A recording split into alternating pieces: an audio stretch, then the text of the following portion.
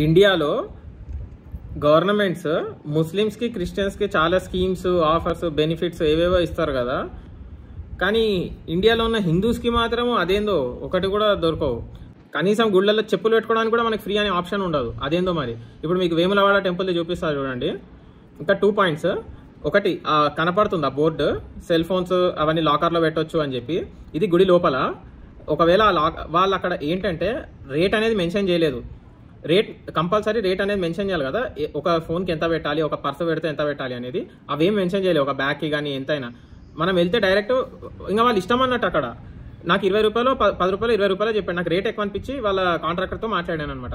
అప్పుడు రేట్ తగ్గించి 5 రూపాయలు 3 రూపాయలు ఎంతనో తీసుకున్నాడు. అసలు నేను అడిగా బోర్డు ఏది మరి, బోర్డు ఎందుకు పెట్టలేదు అంటే దానికి ఆన్సర్ లేదు, సార్ వాళ్ళకి తెలుసు అని అన్నాడు. నాకు అనిపించింది ముస్లిమ్స్కి క్రిస్టియన్స్కి వాళ్ళకి ఇన్ని స్కీమ్స్ ఇస్తారు, కనీసం హిందూస్కి కనీసం చెప్పులు పెట్టుకోవడానికి కూడా డబ్బులు తీసుకుంటారు, ఫోన్లు లాకర్లో కూడా డబ్బులు తీసుకుంటారు.